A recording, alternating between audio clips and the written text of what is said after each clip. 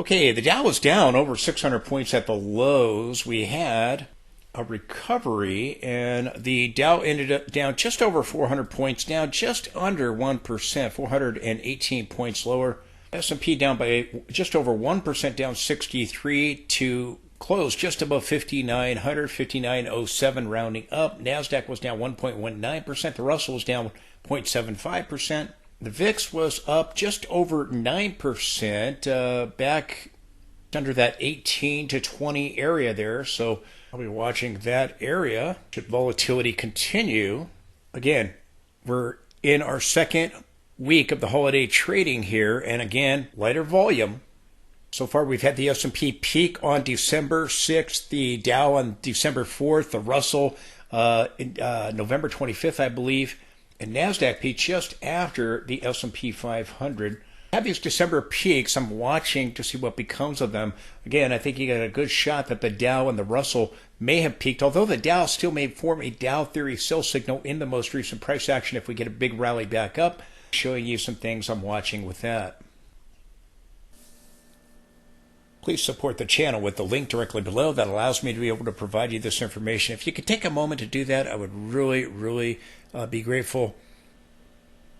Most of the money made on YouTube channels is through sponsorships. I do not choose to do that. I'll sell you a bunch of junk you don't need, send you to sites where they overcharge you stuff or charge you triple commissions on gold and things like that. A lot of shady things out there. So I just ask that you just partner with me and help out, but I do need to hear from you in order to make it work. If you could take a moment to do that, I would really appreciate it. Follow the link below to take you to a secured site. You could donate any amount you want or make it a recurring donation. If you do that, I thank you.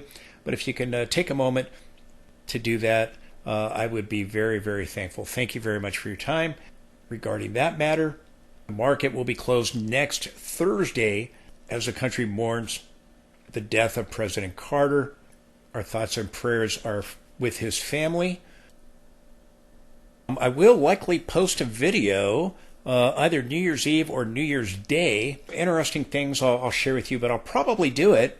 So make sure you check back either New Year's Eve or New Year's Day. I'm sure a lot of people are going to be very busy. But if you find some time, I've got some things I want to show you. We'll try to make a video for New Year's Eve or New Year's Day, so check back for that. The VIX was up today. It did get back above the 50-period moving average here. Again, it had popped above it, dropped back below it last week. Volatility sharply increased and then pulled back, and that gave the market a counter trend for a lower high, at least so far.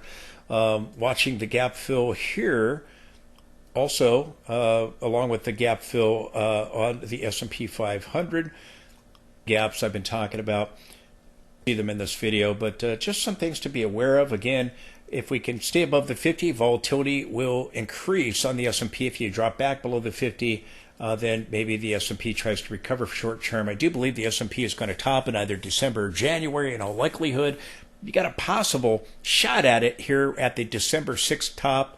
I guess as the S&P will end up making a new high, while the Russell rallies back up and makes a lower high. I think the jury is still out on the Nasdaq. Nvidia can rally. That would really help Nasdaq. Bitcoin and the S&P are still going to move to new highs, so I think Nasdaq may try it, but sometimes Nasdaq and S&P diverge from one another as well. Usually tops, oftentimes you'll get a divergence between the small caps and the large caps, between the S&P and the Russell. Stochastic turning back up. We were up 9% today. We'll be watching the VIX to see if we get a bigger sell-off. If we do, then again, gap fill from the presidential election and horizontal support then come into play. I think there are two important trend lines we're here to be watching, and that is the one we're hitting right now. We're coming back down after bouncing off of the gap horizontal support area. We're bouncing off this area, and we rallied and we back tested this broken trend line. Potentially the rising wedge breaking down. Now, if we get a further breakdown, you have a potential parallel boundary, this black line right here, a little bit lower near our gap fill area, with this trend line right here, this other bold black line right here. So can you see the bold black line, upper boundary and lower boundary? This could evolve into a larger channel, or this trend line could evolve into a larger channel as well, or into a larger rising wedge pattern possibly. But if we break this area, then the bold black lines come into play. That was the original trend line for my upper boundary before. We did turn off the red line right here, which was the peak over here at the July high. So again, our triangle broke down. We came back to gap support. Here we are at this trend line now. The candle is a candle of indecision that we got. We're below the 50 period, but you got a candle of indecision in the form of a spinning top. Nasdaq got a doji. That could be a continuation or a reversal pattern. It could be either one, just like the triangle was a continuation or a reversal pattern. It was a reversal pattern. Now you have the possibility of the small head and shoulders pattern. Could give you a bigger sell-off. May try to take out horizontal support. The three levels I'm watching right now, this trend line, do we bounce right here? Do we break it and go to this next trend line and the gap fill area at 57.83? And if we break that, do we go down to horizontal support here from our July peak at 57 or 56.70? Right below that is our 200 period moving average. So we're going to be watching to see how this unfolds. We do have some gaps overhead. Now, even if we don't go lower, the blue line, again, we may see it evolve into another channel parallel to this lower boundary, redefine the boundaries for a potential larger rising wedge. So again, if we do end up rallying back up off this trend line or this trend line right here, the parallel boundary, we'll be looking at this trend line right here, the red one and the black one right here, should we attempt a recovery surrounding one of these trend lines. But I'm watching both of them very closely. And again, I still think the S&P is likely going to move to new highs. I told you I am looking for a top in December or January in all likelihood. I think that we'll likely see recession in the first or second quarter. And before that happens, before it starts, the market will top and begin to price that in. But I think that during January, we could see a rally to complete the blow-off top for the S&P 500 if we try to bottom here in these areas that I'm talking about. Maybe at our blue trend line here, if we can get a higher low, we'll be watching. The MACD firm up, it's at a reading of 1. Is it going to firm up here, or go slightly negative and then firm up, and turn back up and end up forming a larger divergence? I think that's very likely going to be the case. Now, it may go negative and we may go fill the gap first and then try to rebound. We'll be watching. It may be what could be a larger ABC type of a correction here. But again, I'll be watching to see if we can make new all-time highs in January. I think that's very possible. But the MACD, when it turned positive over here after the August low, it's been consistently in positive territory here, holding in positive territory, firming up and firming up here. That would the lows here just under the 50, the low here just at the 50 ahead of the election rally. The test of the 50, we just had it, and here we are doing it again. So again, do we get a bigger sell-off and a dump that will either give us a sideways move or a downward move? Try to firm up right here, and again, end up getting a divergence, or even go negative briefly, and then go back into positive territory and end up forming a divergence. I think that is very likely as we go towards the inflation data, as we go towards Inauguration Day. We had a little divergence on the RSI right there that marked the peak December 6th. We have dropped below the 50, tried to get back above it, and back below the 50 here on the RSI again. So in order to resume the advance, we got to get back above 50 and remain above it, confirm a higher low. But if we get a bigger sell-off, we might see the RSI come down to extremes before we get a bottom. That is certainly possible.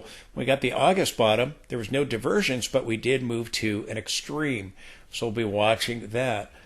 If we do move to an extreme, do one of these levels down here, the gap fill, the trend line, or horizontal support, maybe even the 200, do one of these levels act as support should we break this trend line right here? We'll be watching. Again, trading week, very light volume.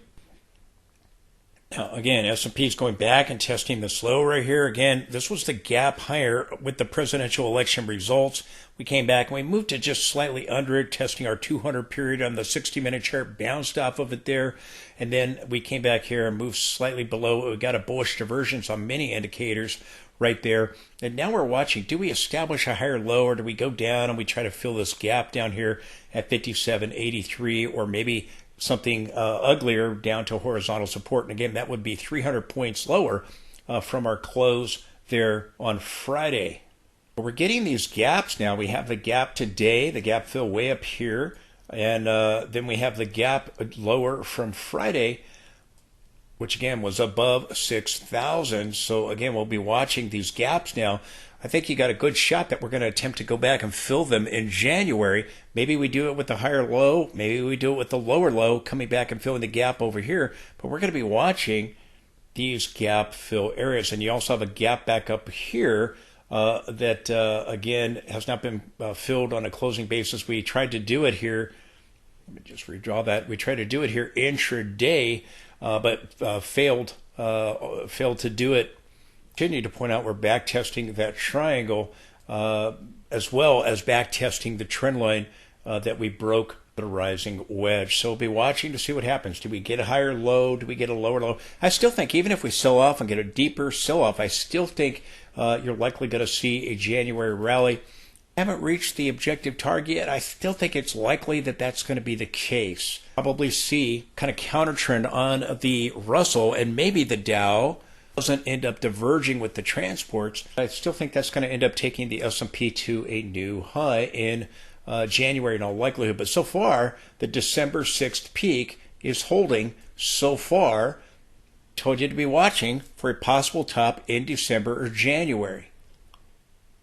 So we're getting all these gaps overhead. Again, today's gap 59.72 on the intraday chart here, 6,037. Again, with our back test of the lower boundary in the triangle and our trend line on the daily chart above that 6,074. So you got a lot of gaps that are now forming that we still may go back and fill. We'll be watching.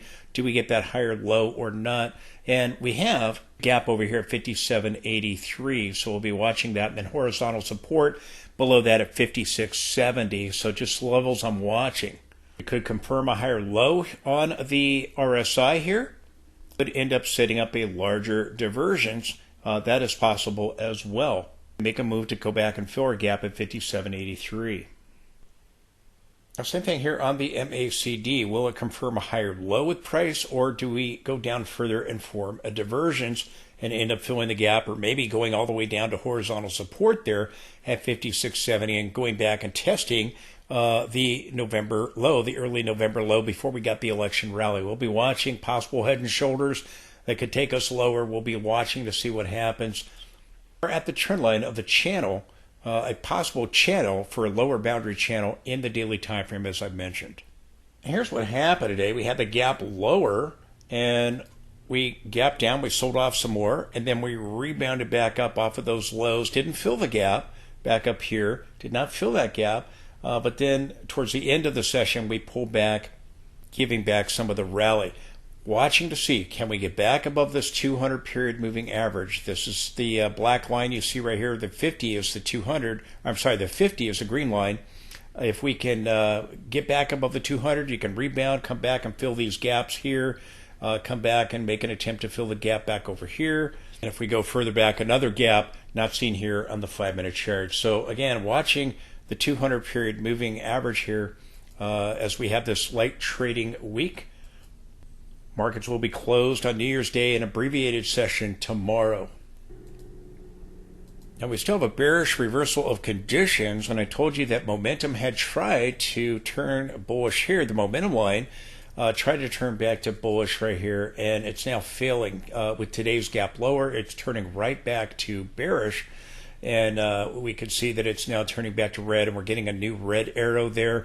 Tried to turn it back to blue right here. Tried to turn it to a blue momentum line there, and it couldn't do it. The S&P price came right back to the cloud of support right here.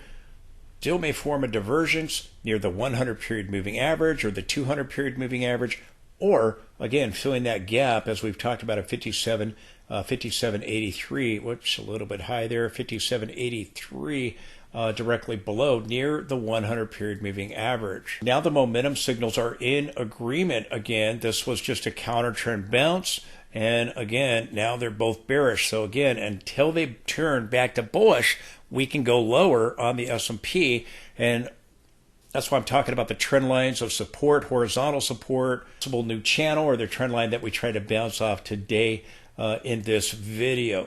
about those levels as possible targets, whether we get a higher low right here and now or a lower low if we go to some of those other target levels I've talked about. If we do, then you might form a divergence right here with momentum. You may see the same thing set up on the RSI and things like the histogram for the MACD. The histogram is the difference between the MACD line and the signal line and other indicators, but just something worth paying attention to because momentum is bearish. So again, signals are bearish. We have to have momentum flip back to bullish in order for the advance to resume. So the risk is we get a bigger sell-off here, and again, the market could be easily manipulated up or down here throughout the holidays here. Then for the Nasdaq, again, we've had momentum. Had to turn back to bullish here. It's now failed today. We gapped lower, candle of indecision. The risk is we get a bigger sell-off. I'll be watching the 100 period moving averages, the 200 period moving averages, and gap fills from the presidential election rally down here. Again, near the 100 period moving average. Should we get a bigger sell-off, we'll be watching to see how it unfolds. Candle of indecision, a doji. It could be a continuation or a reversal pattern. Do we get a higher low here, or do we, again, drop down and have it be a continuation pattern? Lighter volume on an abbreviated session New Year's Eve. I'll have Thursday, Friday, another short trading week next week. Markets closed next Thursday. Risk is that we get a bigger sell-off back to these support levels I'm talking about. The awesome oscillator remains negative. The MACD goes negative. Stochastic continues to roll over and we get a bigger sell-off to fill the gap to horizontal support, maybe as low as a 200 period moving average for a test. So that's what I'm watching. And turn it around and get back above the 50, back above the 10 and 20 period, get a bullish reversal of conditions here for momentum, get the awesome oscillator back in positive territory, then we can get a rebound and resume the advance. Even if we get a bigger pullback, I still think that is a likely outcome unless we really begin to see evidence that we're going to get a bigger sell-off. We're moving on very light volume over the holidays, so again, as I said, markets could be easily manipulated up or down, so we need to see some real evidence of that. But again, the signals told us we were going to get a pullback. The diversions that developed in early December, we went sideways, forming the triangle. Tell us we were going to get the sell-off with the Dow and the Russell. That did happen. We got a bigger sell-off. The S&P went sideways. The S&P had a downward resolution, and the bearish momentum showed up here with the Fed day there, a reversal of conditions. That has to change in order to resume the advance. The risk is we get a bigger drop as long as the momentum here remains bearish. So if we start getting more red bars going deeper into negative territory, taking this level out, you can get a bigger drop. Or do we try to go into the positive region? We'll be watching to see how it unfolds. Do we get a higher low here, or do we get a lower low, form some divergences? And again, we did form a divergence. The indicator would get a higher low and diverge. I didn't do that very well, but you understand what I'm saying. So again, we'll be watching these levels. Do we get a higher low? Do we get a lower low? And then does support levels, the next support levels, do they hold should this one break? Still have a red bar, red clouds, bearish momentum here. So again, that's going to change if we're going to resume the advance. Momentum remains bearish. Daily chart of the S&P 500. We've got the red awesome oscillator bars. This is our third one now. Do we turn the cloud red? Moving back to the 20-week moving average here in the weekly time frame, or again, and getting a bigger sell-off, or do we prevent that from happening in an attempted recovery with the higher low, or even a divergence developing before the week ends? Could see a divergence in this most recent price action right here on the S&P 500, as I've talked about. So far, a divergence from the December peak on December 6th is playing out with the stochastic here, and that's given us this sell-off that we've seen on the S&P that's dropped about 4.5% or so. Dow's dropped 6.6%. The Russell's dropped nearly 11%. Nasdaq, I don't recall what Nasdaq's dropped, sorry. It's been just over 5% if I recall. Don't hold me to that. We've seen this December sell-off. Can we recover? That's the question. I think S&P will likely do that. Again, momentum remains bearish in the daily time frame, and the S&P does move higher. I'll be watching. Does any more green show up here in the weekly time frame on the awesome oscillator. Do these signals form divergences in the most recent price action? They may. The week off with the red bar on the awesome oscillator. The MACD is still not rolling over here on Nasdaq weekly chart, so we'll be watching that. We've had the stochastic rolling over. It had formed that divergence, really with almost two equal peaks here, and again going higher. We'll be watching to see, do we close the week out with a red bar? Still get these red bars and still end up going higher, but again, the divergences are showing, hey, momentum is starting to wane here. With recession coming, we should be looking for a topping process. And again, bearish reversal of conditions still here on the Nasdaq. We got a green bar there Friday. Now we're getting a red bar. We're still in positive territory. We'll see if green bars reappear here. But like I said, again, stochastic rolling over, MACD still bearish. You get a candle of indecision. It could be a continuation pattern or it could be a reversal pattern for a higher low. We don't know which. Watching it again, it can be manipulated in either direction very easily on lighter volume, so do keep that in mind. The 10 is now moving to try to cross the 20. It'll probably happen tomorrow, but they're still both above the 50-period moving average. Nasdaq daily chart here. It is interesting how Bitcoin and the S&P are doing the exact same thing, very similar. Here we're testing gap support again after breaching it slightly with the Fed sell-off. We're testing that again, and the price oscillator's slightly moving negative. The MACD right there at 1, but they both look very, very similar to Bitcoin. So does the RSI and momentum. This is the S&P right here in the daily time frame. Look at Bitcoin, but possible head and shoulders pattern. Bitcoin doing the exact same thing as the S&P 500. Again, it's trying to bounce up this horizontal support level, possible head and shoulders pattern here if we end up getting a bigger sell-off. And the MACD and the price oscillator, they've been in positive territory with a run-up, but now they're starting to go negative. Again, we could either be going sideways where we see them firm up around this area, or again a bigger drop if they remain negative. But very, very similar to what the S&P 500 is doing, even with the RSI and momentum. Very, very similar here on Bitcoin. And even if Bitcoin gets a bigger sell-off, it's still likely going to go up to the upper channel line, just like the S&P. They both haven't reached the upper channel line. It could take Bitcoin higher, $120,000 or $125,000, depending on when we reach that trend line. Thing as the S&P, it never reached it, going sideways here. The trend line's rising, going higher at 115,000. 120. Now it would be about 120 to 125. So again, just some trend lines that I'm watching. Link my latest Bitcoin video into this one, but likely post another updated Bitcoin video later today. So just follow that video to my Bitcoin channel. Be able to watch that video later on today.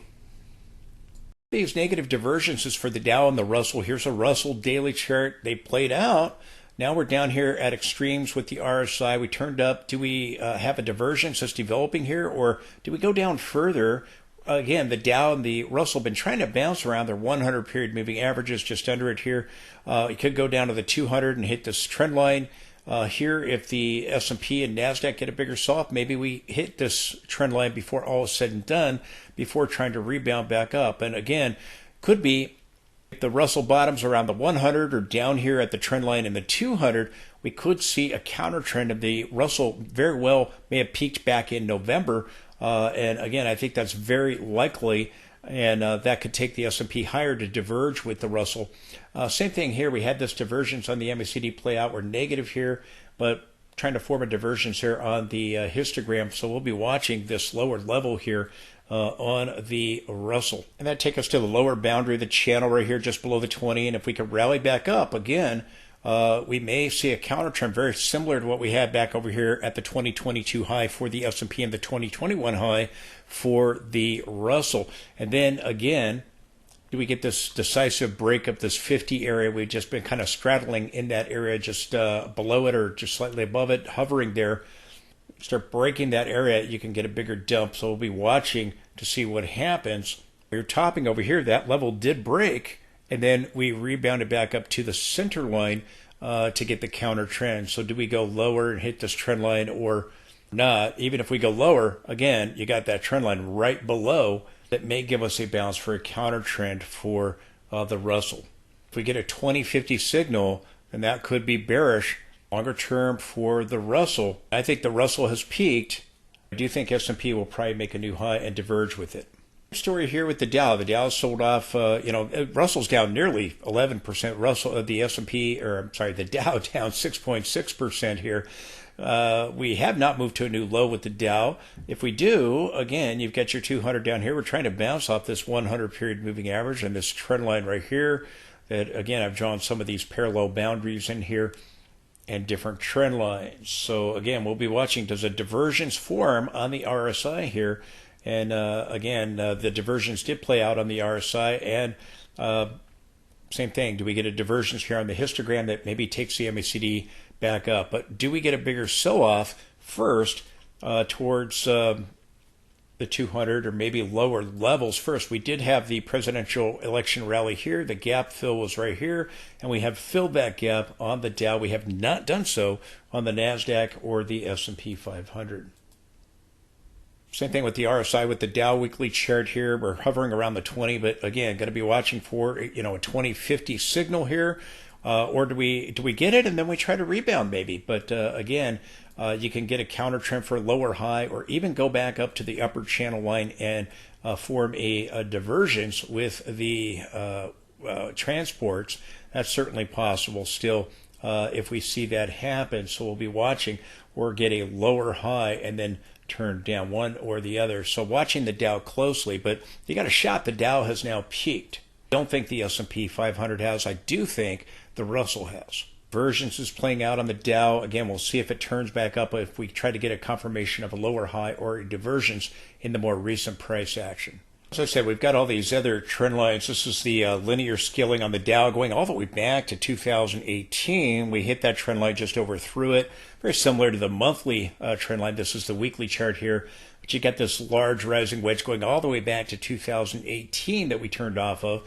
Got kind of an overthrow move there. We'll be watching. There's our log scaling. Again, a rising wedge going back to the 2021 high and the pandemic low. So just some interesting trend lines that the Dow is hitting off of. And again, very well could have peaked and may end up getting a counter trend with the next rally, but still may end up seeing the Dow and the transports get a divergence in this most recent price action with the next rally. And again, that's very, very possible. So it's still possible the Dow goes up and tries to hit that trend line right here, that upper channel line on the weekly chart one more time. We have this larger divergence where we've seen the transports make a lower high and the Dow make a higher high, getting a multiple year Dow theory sell signal. At least so far, the transports are not confirming new highs as the Dow has made them. They have to confirm one another. So far, we haven't seen that. Just some things to be paying attention to. Now, I've talked about the possible head and shoulders with Nvidia. It also could be forming a bull flag here. And if we do see a bull flag scenario play out, that could help the Nasdaq and the stock market, the S&P. And if it is a bull flag, we still may go to that upper channel line I've been talking about on Nvidia. Question now is, do we get a lower high, a series of lower highs here, or do we get a breakout and this is a bull flag, get one more push higher? That gives us a January rally for the market that I've been talking about. Part of these divergences have given us a sell-off, and we've had a couple of good sell-offs, 14% here, 13.5% here, and now we're attempting a rebound back up. We're stalling at the 50 period, 10 and 20 have crossed below the 50, so the bulls have their work cut out for them, but we still have a possible bull flag here.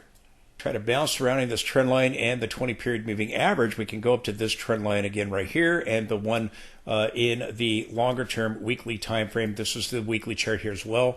But again, we're forming a multiple point divergence, and you might form one right here in the more recent price action on the RSI in the weekly time frame. The MACD rolled over. We've had this volatility. Like I said, we dropped 14% and then 13% from the lower high. So we've had this sell-off. But can we recover around the 220 and buy a little bit more time in this trend line, which we've been straddling along that trend line ever so slightly. Doji on the Nasdaq right here, just above the 50. We tried to bounce again. Do we get these higher lows, or do we go down and we, move towards filling the gap down here, maybe at 20,227, which is the presidential election rally that we've had right there? Do we come down further, or do we try to bounce around this area and we're hitting the trend line yet again, slightly breaching in an intraday? But just some things to be aware of and paying attention to. RSI is pushing back below 50. If it drops and goes to extreme, we'll get a bigger sell-off. Again, the 100 period would then come into play if we come back and try to fill the gap. The pink line you see right there. 200 is just below it. And recover, then again, might buy a little bit more time. We'll be watching Nvidia. Strategy has been having some influence. It's been added to the Nasdaq 100. It's been adding some volatility to Nasdaq. What we've seen, Nvidia higher, that still has created some, because it follows Bitcoin. They're heavily invested in Bitcoin, and if we have a recession and Bitcoin goes belly up, starts pricing in the recession with the market, they're going to be in a world of pain. And MicroStrategy may end up being the catalyst, because it's in a massive bubble that really ends up hurting Nasdaq and Bitcoin, with both of them having exposure. Strategy is on the Nasdaq 100 and heavily investing in Bitcoin. So again, it could not end very well. Momentum try to turn up on the S&P 500, not quite there with Nasdaq. Again, we're testing this trend line here, and again, this is the trend line that we broke. We broke this trend line, never got a confirmation or a follow through. Now, if from this low right here connected to this August low, we're testing that trend line right there. So back to test the trend line here, 50 period moving average. Again, watching, see, do we get a higher low forming? Do we get a lower low and go down again, maybe to fill the gap down here from the presidential election? We'll be watching to see how it unfolds. We broke this trend line. We've had the volatility here on the 60-minute chart of the Nasdaq. Got the divergence, gave us a bounce. S&P back tested.